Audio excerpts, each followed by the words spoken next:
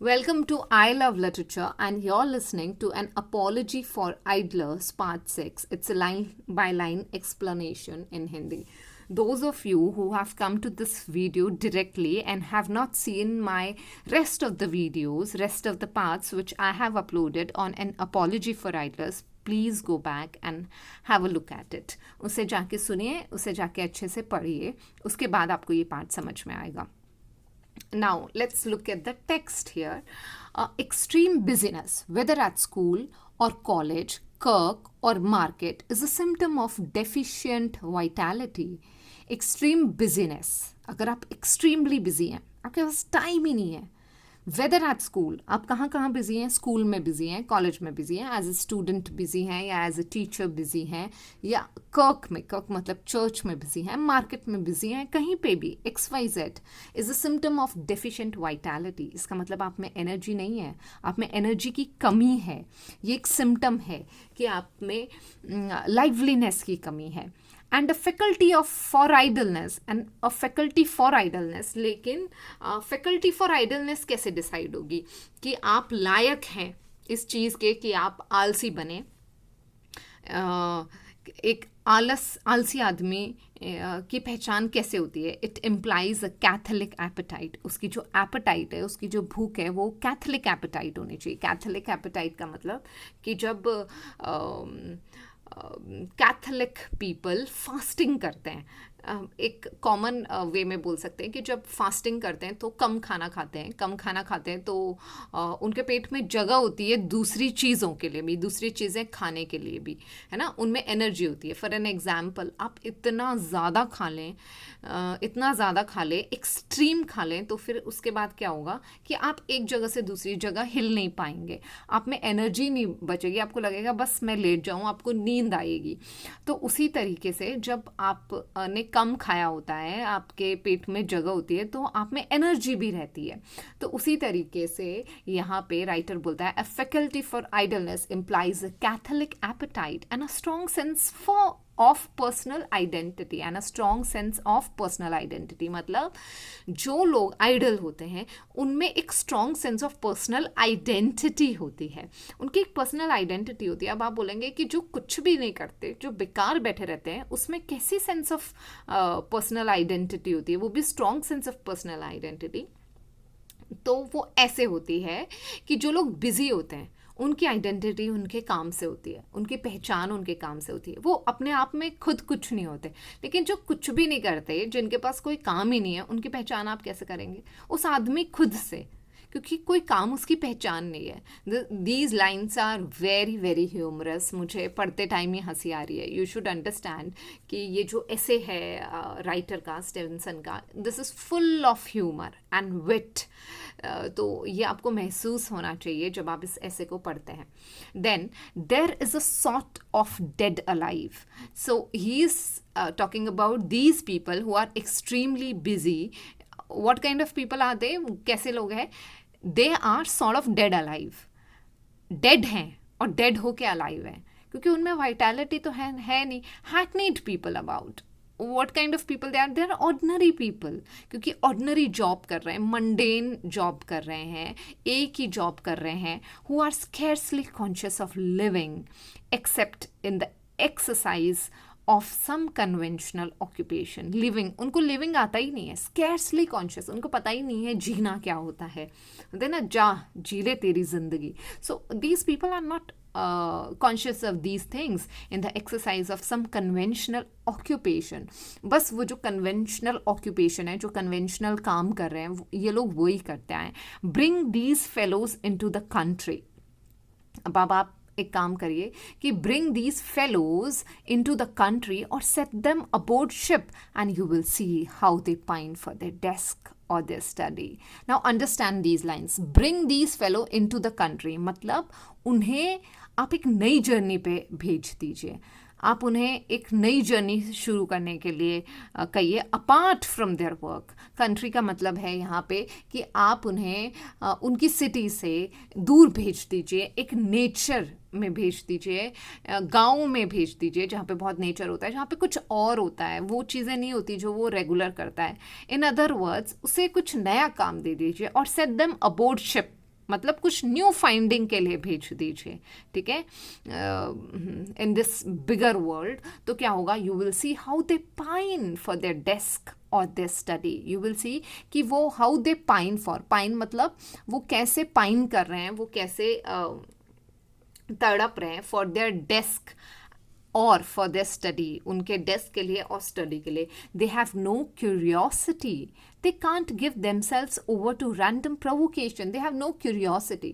For an example, मैं इसको बताती हूँ कि उनमें क्यूरियोसिटी क्यों नहीं है, क्योंकि उनका जो माइंड है उसमें कोई एपेटाइट ही नहीं बची, उसमें कोई भूख ही नहीं बची नई चीज़ें सोचने की। उनका माइंड जो है वो उनके काम में पूरी तरीके से एनग्रॉस्ड है, उनके काम में पूरी तरीके से लीन है वो।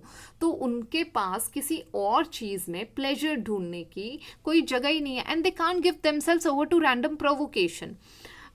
और वो अपने आप को, they can't give themselves over to random provocation मतलब, फॉर एन एग्जाम्पल, आप बॉम्बे में रहते हैं और बॉम्बे में आप मेट्रो से जा रहे हैं, दो आप भी जा रहे हैं और एक टूरिस्ट भी जा रहा है। आप मेट्रो से जा रहे हैं अपने ऑफिस को, तो आप भागते हुए जाएंगे, बस मैं कैसे भी ऑफिस पहुंच जाऊं, मैं कैसे भी अपने कॉलेज पहुंच जाऊं, more let's think about the office, मैं कैसे भी अपने ऑफिस पहुंच जाऊं। लेकिन आपके साथ वहीं जो एक टूरिस्ट चढ़ा है वो इंजॉय करेगा उस जर्नी को, वो इधर उधर देखेगा, रैंडम प्रोवोकेशंस मिलेंगे उसे नेचर में कुछ चीज़ें हैं वो अट्रैक्ट करेंगी, प्रोवोकेट करेंगी, उसके थॉट्स को प्रोवोक करेंगी कुछ सोचने के लिए। सो they can't give themselves over to random provocation, but these sort of people जिनको बस ऑफिस पहुंचना है, उनके लिए लाइफ बिल्कुल डल है। these people are deficient of vitality, इनको कुछ भी नहीं दिखता है, उनको कोई क्यूरियोसिटी नहीं है कि आसपास देखूं कौन लोग बैठे हैं, कैसे लोग बैठे हैं, बाहर देखूं, कोई मतलब नहीं है। Okay, so they give themselves over to random provocations. They do not take pleasure in the exercise of their faculty for its own sake. Yes, very true. They don't take pleasure in the exercise of their faculty for its own sake. मतलब वो अपना दिमाग सिर्फ अपने काम के लिए चलाते हैं, अपने खुद के लिए नहीं चलाते। अपना दिमाग वो खुद अपनी ज़िंदगी में प्लेजर लेने के लिए नहीं चलाते। काम अच्छा होता है, उनका काम होता है तो उन्हें प्लेजर मिलता है, फॉर इट्स ओन सेक उन्हें कोई प्लेजर नहीं मिलता। जो लोग कुछ नहीं करते उन्हें कहीं पे भी खुशियाँ मिल जाती है, वो कहीं पे भी खुश हो लेते हैं। For an example, if you are a doctor, then you will get you are an insane for an example, imagine yourself as an insane doctor, insane scholar. तो आपको क्या होगा, आपको पेशेंट आप देखेंगे तब आपको अच्छा लगेगा। इंसेन स्कॉलर हैं आप, तो आप सिर्फ पढ़ेंगे, बुक्स में पढ़ेंगे तब आपको अच्छा लगेगा। उसके अलावा अगर आप कुछ दूसरी चीज़ देखेंगे तो आपको इंटरेस्ट ही नहीं आएगा। They do not take pleasure in the exercise of their faculties for its own sake and unless necessity lays about them with a stick. जब तक कि उनके ऊपर कोई नेसेसिटी नहीं आ जाए, उनके ऊपर कोई कंपल्सरी चीज़ नहीं आ जाए, they will even stand still. Okay, they will even stand still. So they will be lifeless people, they will be dead people, जब तक कि ऐसा नहीं हो कि नहीं ऐसा करना ही पड़ेगा। So this is what the writer says here. Then if you look at the next paragraph, here the writer says it is no good, here the writer says it is no good speaking to such folks. ऐसे लोगों से जो dead alive people हैं, है ना, जो अपने own सेक के लिए नहीं जीते हैं, जिनकी अपनी पर्सनल आइडेंटिटी नहीं है, इनके बारे में क्या बात करें। It is no good speaking to such people, इनसे क्या बात करें हम।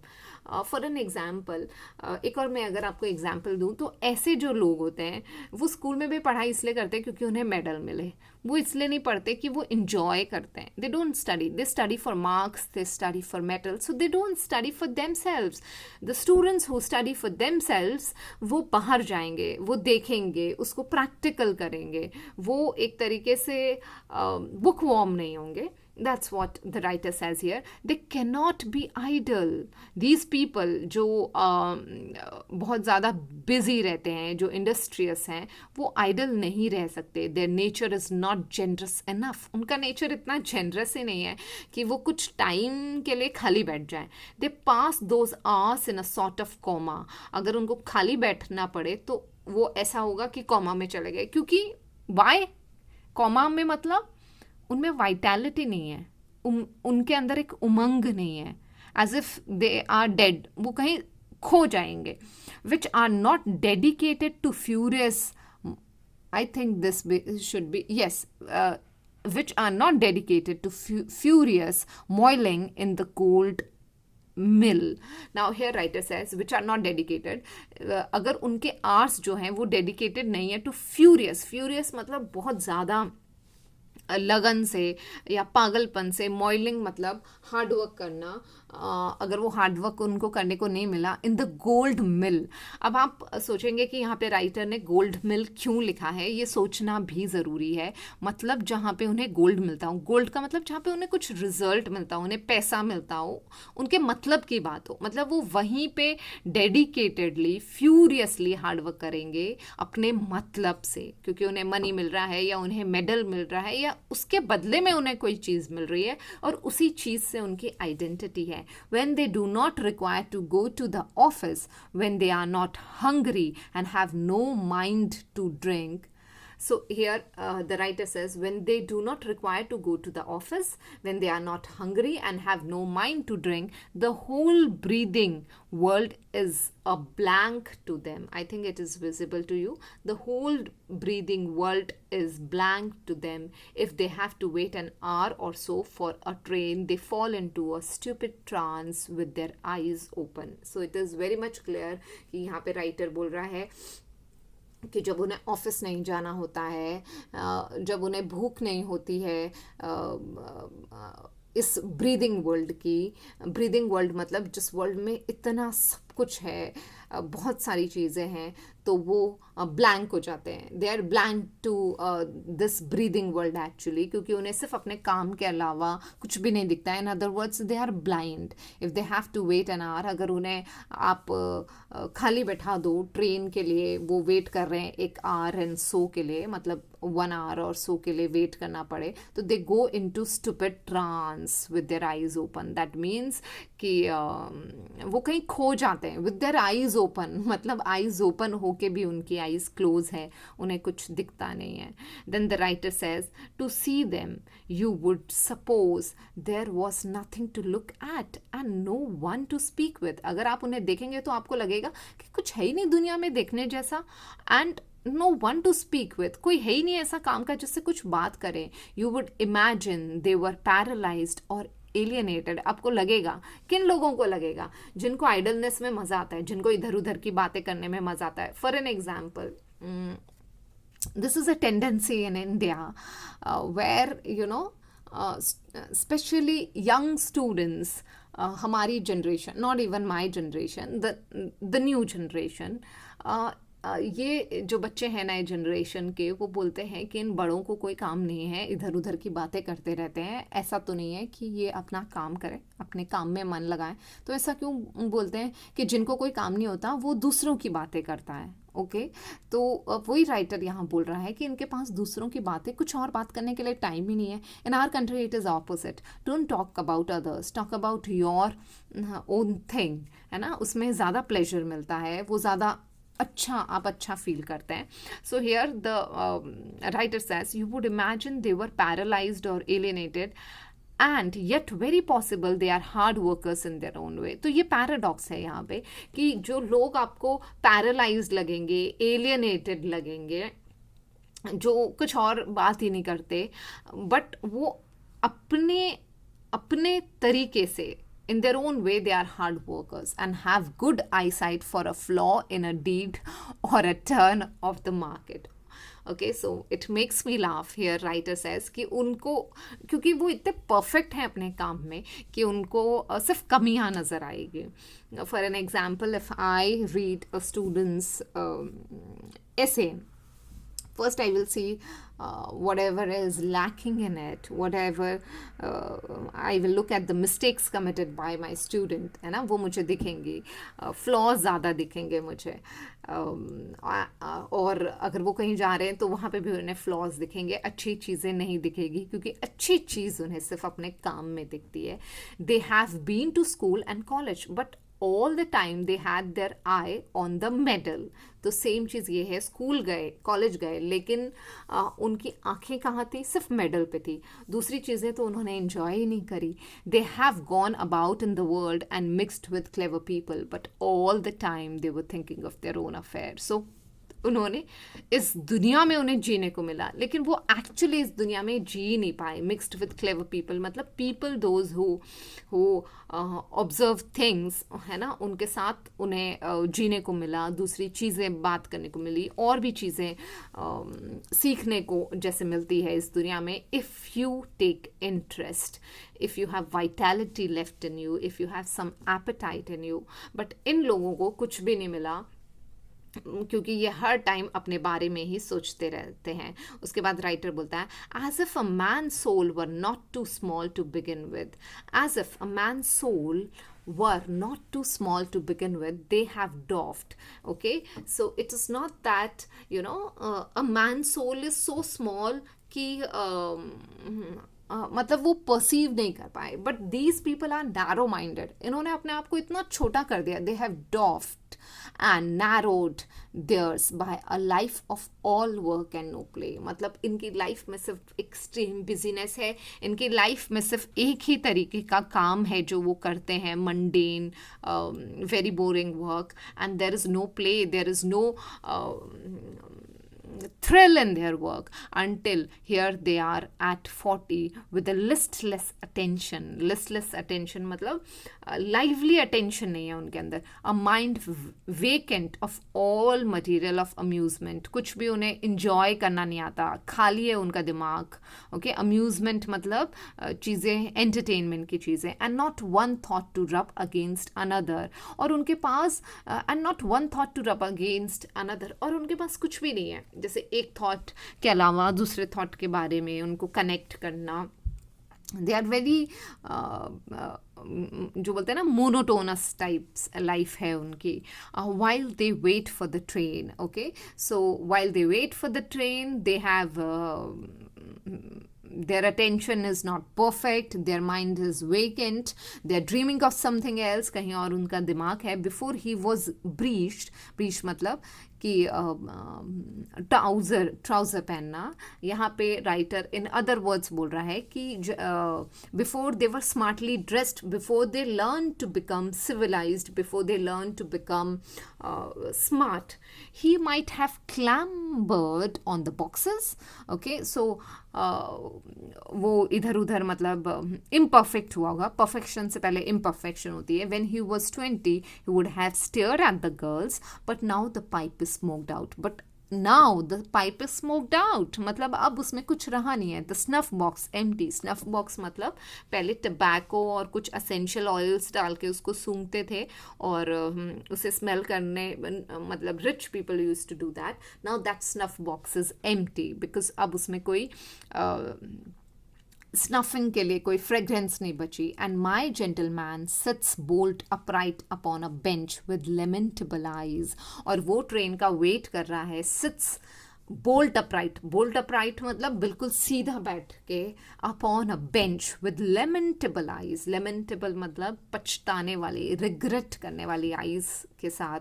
This does not appeal to me as being success in life. So this does not appeal. The writer says कि this is not at all appealing कि आप इस तरीके से अपने काम में घुस जाओ. For an example, if you are software engineer, आप इस तरीके से सिस्टम से चिपक जाओ कि आपको लगता है कि पूरी दुनिया ये सिस्टम ही है, सिस्टम के बाहर कोई दुनिया ही नहीं है.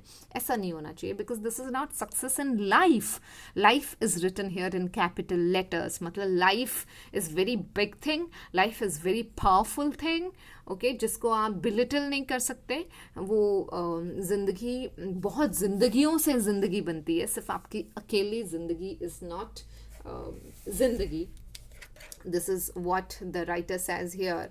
Now let me see whether I have to read rest of the lines today or not, because it has been almost 20 minutes.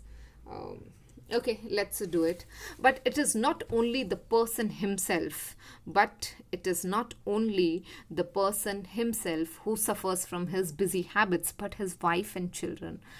True, जो आदमी बहुत बिजी होता है उसके वाइफ एंड चिल्ड्रन भी सफ़र करते हैं, क्योंकि उसके फ्रेंड्स भी, उसके रिलेशंस भी, and down to the very people he sits with in a railway carriage or an omnibus. Omnibus का मतलब इधर बस है. आप पूछेंगे कि इसको ओमनी बस क्यों कहा है. ओमनी मतलब ओमनी वोरस, ओमनी मतलब सब लोगों के लिए जो बस होती है, पब्लिक बस. ओके, तो यहाँ पे राइटर बोलता है कि जो पर्सन एक्सट्रीमली बिजी होता है उसका, देखिए एक्सट्रीमली बिजी का मतलब ये नहीं होता है कि आप कोई फिजिकल लेबर कर रहे हैं. ठीक है, अगर आप फिजिकल लेबर भी कर रहे हैं तो आप थक जाओगे. यू विल आपके पास एनर्जी नहीं बचेगी. फॉर एन एग्जाम्पल, आप 24 घंटों में से 16 घंटे काम करते हो या 14 घंटे काम करते हो, तो घर आने के बाद आपके पास बिल्कुल एनर्जी नहीं बचेगी कि आप किसी से बात करो या किसी और बारे में बात करो, क्योंकि आपके पास सिर्फ काम ही है जिसके बारे में आप बात कर सकते हो. तो what would you like to do? You would like to sleep. अच्छा, ये फिजिकल लेबर हो गया. दूसरा लेबर होता है मेंटल. अगर आप काम, बहुत ज़्यादा काम के अंदर हैं तो आपके दिमाग में भी वही चलेगा. आप घर आके भी you will not give time to your wife, your children, your friends. You will not have time on weekends for your friends, your relations, and down to the people. In fact down to the people मतलब कि उस इंसान के लिए भी time नहीं है जब आप ट्रैवल कर रहे हो, जो आपके साइड में बैठा है, और भले ही रेल में या फिर ओमनी बस में. Perpetual devotion to what a man calls his business. Perpetual मतलब रेगुलर, जो ना हमेशा होने वाला. Devotion to what a man calls his business is only to be sustained by perpetual neglect of many other things. Very true, very true. अगर आप हर time busy हो, मैं बिजी हूँ, आपके पास सिर्फ यही कहने के लिए है, तो फिर आप दूसरी चीज़ों को नेग्लेक्ट करते हैं. तो बहुत ज़्यादा busyness, extreme busyness is not good, because then you lose on many other important things in life, and it is not by any means certain that a man's business is the most important thing he has to do. Yes, very true कि ऐसा नहीं है कि सिर्फ एक man का जो business है वही मोस्ट इम्पॉर्टेंट थिंग है. Many other things are important in your life. See, a life, one should live one's life in a holistic way. Holistic मतलब उसमें बहुत सारी चीज़ें होनी चाहिए.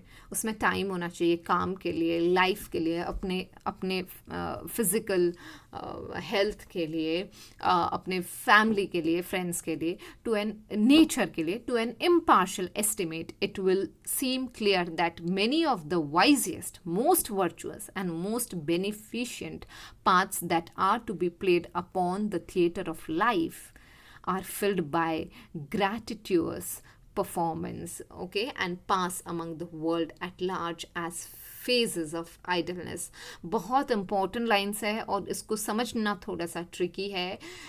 So read it 2-3 times, you will understand. वो बोल रहा है कि impartial estimate, it will seem clear that, to an impartial estimate, it will seem clear that many of the wisest, बहुत important जो कुछ रोल होते हैं, most virtuous जो रोल होते हैं, और beneficent जो पार्ट होते हैं लाइफ के, जिसको हम थिएटर ऑफ लाइफ में, मतलब हम इस वर्ल्ड में, ज़िंदगी में प्ले करते हैं, are filled by gratuitous performers and pass among the world at large at phases of idleness. और वो जो परफॉर्मेंस देते हैं लोग, वो आइडलनेस मतलब जो आइडल लोग होते हैं, जो कुछ नहीं करते, वो बहुत वाइज पार्ट प्ले करते हैं, वर्चुअस पार्ट प्ले करते हैं, बेनिफिशियल पार्ट प्ले करते हैं इस लाइफ में. कैसे? For in that theatre. कौन सा theatre? In the theatre of life. Not only the walking gentleman, singing chambermaids, or diligent fiddlers in the orchestra, but those who look on and play their hands from the benches do really play a part and fulfill important offices towards the general result. तो मैं आपको इसे short में समझा दूं कि वो ये बोल रहा है कि walking gentleman, not only the walking, ये नहीं कि फॉर एन एग्जाम्पल आप आप देखते हैं कि जो लोग एक फॉर एन एग्जांपल एक प्ले है जो स्टेज किया गया है, आप उसे एक नाटक को देख रहे हैं, तो जो लोग उस नाटक को कर रहे हैं वो सिर्फ इम्पॉर्टेंट पार्ट नहीं प्ले कर रहे, बट जो स्पेक्टेटर्स हैं, ओके, जो ऑडियंस है जो उसे देख रहे हैं, वो जब अप्रिशिएट करेंगी, है ना, वो कैसा रिएक्शन देती है, उसी से ये डिसाइड होता है कि उनका काम कैसा है। इन अदर वर्ड्स, कि जो लोग बोलते हैं कि हम एक्सट्रीम बिजी हैं, एक्सट्रीमली बिजी हैं कुछ काम करने में, उनको रिजल्ट तभी मिलेगा जब जिसके लिए वो काम कर रहे हैं, जिस ऑडियंस के लिए, जिस स्पेक्टेटर के लिए, जिस क्लाइंट के लिए,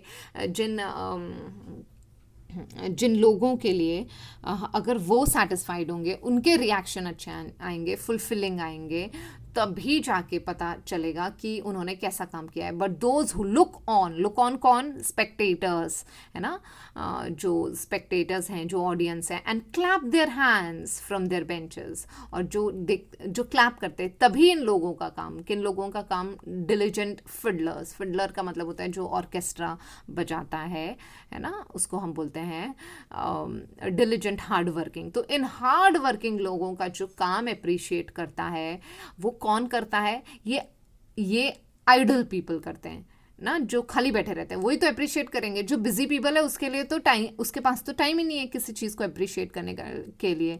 do really play a part and fulfil important offices towards the general result. I hope it is clear.